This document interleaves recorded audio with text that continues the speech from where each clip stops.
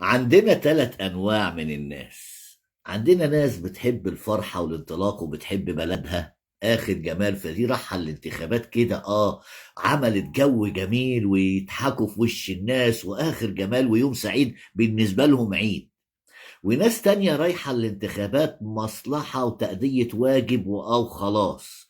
ناس تالتة بقى بتحب تفسد الحاجة الحلوة على الناس، يعني بيحبوا يفسدوا الحياة الجميلة على الناس. تلاقيه واقف في وسط الناس كده ومش عاجبه حد، ويك ويك ويك وحاجات كده غريبة يعني.